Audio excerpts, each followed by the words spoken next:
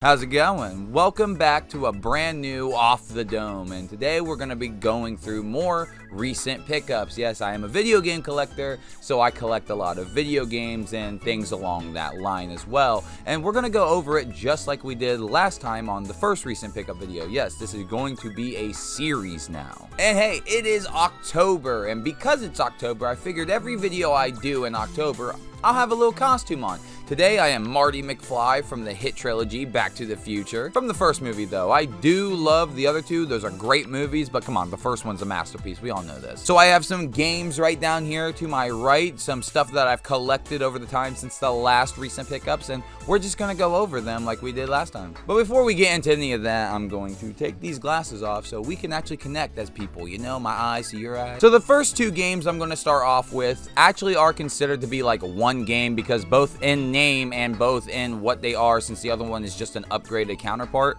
But I got the Monopoly games for the NES and Super Nintendo. Now I just released a brand new video on Monopoly video games, and while I did emulate all the retro games, I did want to go out of my way and get physical copies of both games. Not only adding them to the video makes it for a better video because I'm actually showing the product in my hand, but I also just like Monopoly, and I really wanted to grab these. I go to my buddy's house on the weekend sometimes, and we play on his Wii. And his Wii is loaded with an NES, Super Nintendo, and Game Boy emulator. And we've been playing Monopoly on those emulators. And, you know, once I play something, I'm like, oh my god, I gotta get copies of this. So, yeah, I got an NES copy and a Super Nintendo copy of Monopoly.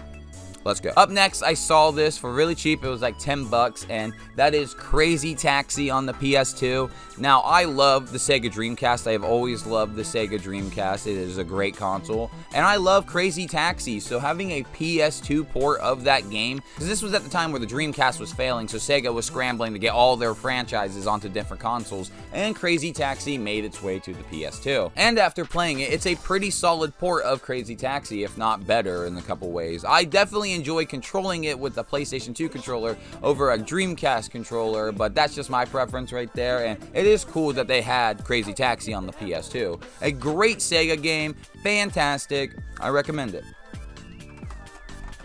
Next up is a game I'm not really familiar with, at least not until I bought it. That is Marvel Nemesis Rise of the Imperfect. Now, I did grow up during the PS2 and Xbox era, so this title somehow just flew over my head. Same with the X-Men Legend games. I never played those either. But once I found this, I was like, okay, I gotta get that. I'm into weird early Marvel stuff, and plus it was made by EA, which in the early 2000s, EA had such a colorful library of games. It wasn't just sports titles and half-assed games. I mean, I guess you could say this is a half-assed game, but I actually really liked what they offered here. I like this dark, grittier version that Marvel took in this instance. Now, I do have a problem with this game because I really like Spider-Man, one of my favorite superheroes of all time, if not my favorite superhero of all time. And I'm Spider-Man, in fact. But anyway, I wanted to play as him, and you can even see he's right there on the main cover, and he is like so far into the story, you have to play like 60% of it before you can even fucking play as him. What's that about? So I just switched over to multiplayer where he was already unlocked because shocker, shocker, people want to play as Spider-Man, so at least they were smart for that. And he's pretty fun to play with. I really enjoy fighting as Spider-Man. Plus, this is the game where he says ass, and you know, Spider-Man saying curse words is always a plus in my book. You know what we call that? We call that a web-slinging ass-kicking. Maybe get off the kid's ass. You motherfucker! Don't remember that one. Now, this isn't anything amazing or fantastic, and not even a must-buy, like you have to go out of your way and get it, but it is just such a unique piece of Marvel history. Back at the time where they were just licensing out their properties to everybody who would pick it up, Marvel was really different back then. Now and then, I will find a video game that someone plays on their YouTube channel that is just like, what is this game? Now, in terms of Wii shovelware, this one happens to be one of the more infamous ones. Ninja Breadman was always a game that eluded me every time I tried looking for it. Sure, I could just basically go on the internet and search it up and order a copy, but I really don't like game collecting like that, and that's why I don't do that a lot. Unless it's absolutely necessary for a game that I want, like maybe Yokai Watch 3, like I might just have to buckle down and get that on the internet somewhere. But if I can help it, I like going to stores and finding games myself, and when I saw Ninja Breadman, I was like, alright, solid, I gotta scoop this up. I haven't played it yet, but I'm so excited to play it because not only have I heard bad things about it, but when I watch footage of it, I'm like, this doesn't look like a bad 3D platformer. It actually looks pretty solid, and I mean, people exaggerate all the fucking time on this website, so I don't know, maybe it'll be good, and I'm excited to play it. I love the Xbox 360 era of Call of Duty. It is one of my favorite eras of all time. And I have almost every single Call of Duty game that came out on the Xbox 360, and that's one of the things I was trying to collect, is trying to get all the single ones for that console. And one of those games was Call of Duty Advanced Warfare. Now, after this, I am missing Call of Duty 2 and 3, but other than that, I pretty much have every single Xbox 360 Call of Duty game. This one was a weird one. I don't even remember what happened to my original copy. I know for a fact I didn't sell it. It's not like me. I don't really sell my games unless I'm like, okay, this gotta go. And I did actually like Advanced Warfare. Well, enough to buy the first DLC anyway, to try the zombies out. This was in that weird middle area where Call of Duty was just getting into the futuristic stuff, and Advanced Warfare happened to fit right in the middle of all of that, and a lot of people will have to say this is one of their least favorite Call of Duty games. I do own this on PS4, and I did play it a little bit. I actually managed to find a game. I just wanted to get it on the Xbox 360 though, because that's my like original console. You know, people are like, oh, the NES, I grew up with that. Well, I grew up with the Xbox 360. That was the very first console I bought myself, so getting all the CODs for that console is something I really wanted to do. I'm a really big fan of anime, and I really like to try to get a lot of anime games when I can, at least of the characters that I like.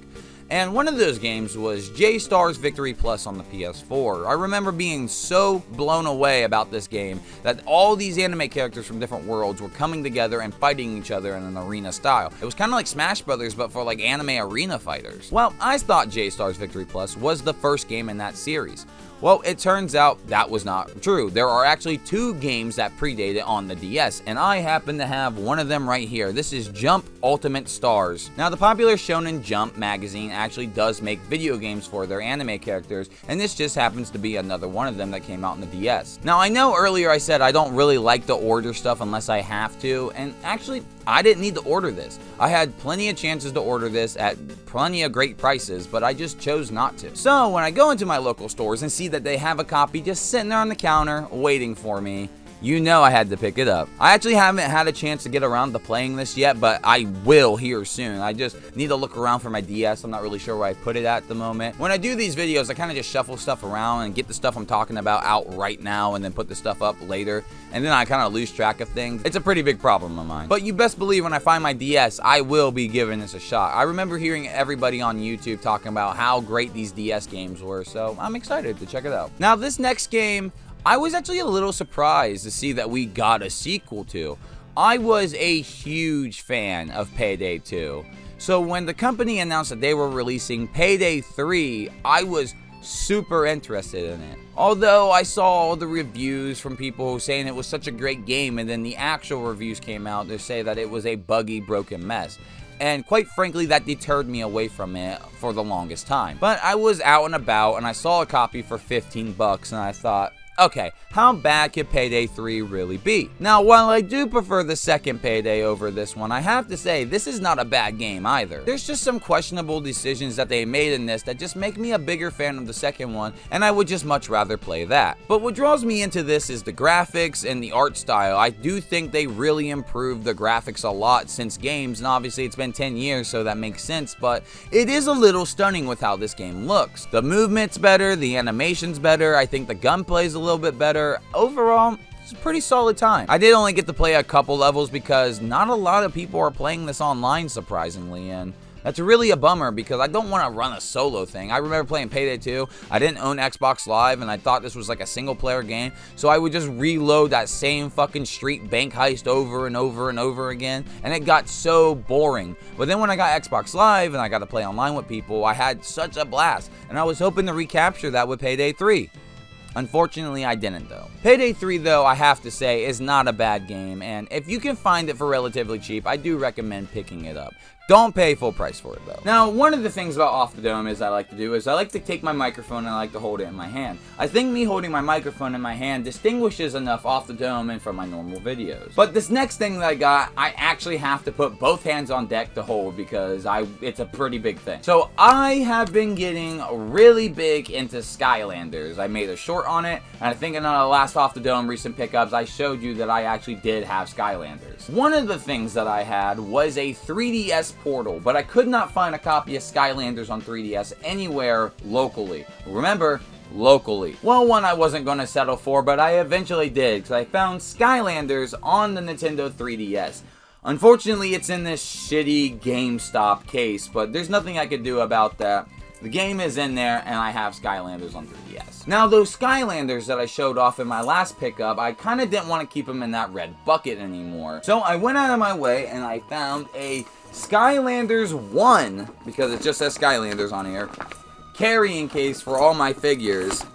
And this thing is actually really fucking dope. I think it's cool. You can see them right there.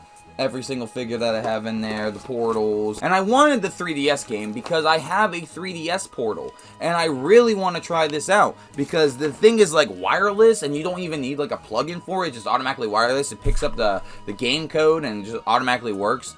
Crazy. But also, if you remember and played the first Skylanders, you know that you can't jump in it. Well, on the 3DS version, they actually made jumping a feature, and I'm just wondering how that all works in. Now, I've only played the first Skylanders game, and I do have plans to play them all. I own the first 4 on Xbox 360, and I'm going to get through them all. Trust me, I even have the portal for the Crystal one right here, Trap Team, so I plan to play them. But finding something like this was really cool. This was $10. I couldn't pass this up. It was a place to finally put my Skylanders, and look, it's a little chest. It's a little chest. I mean, the overlap's not that great, but still, I mean, this was for kids, you know. There are these other cases, too, that kind of look like binders, but the aesthetic of the Skylanders chest is amazing, and I am so happy I found this. And now my Skylanders have a little place for everyone to stay. Well, guys, pretty much all the pickups that I have for today. I always have a blast going out in public, looking through these stores and finding games, and I'm really cool now I have a platform to share it with you guys. So I will ask you guys this question.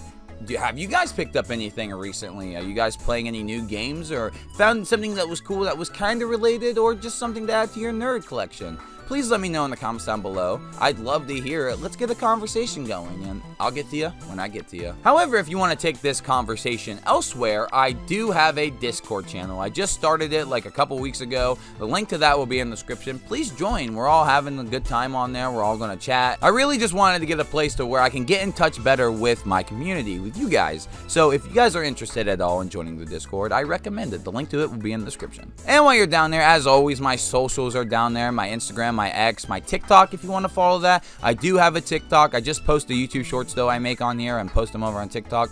But if you do want to follow me on TikTok, you know, go ahead, go do that. I'd greatly appreciate that. All of those links will be in the description as well. Well, guys, that is another Off the Dome down and the first video into the spooky month. I have more videos planned, so I hope you all stay tuned. Let's kick off this October right.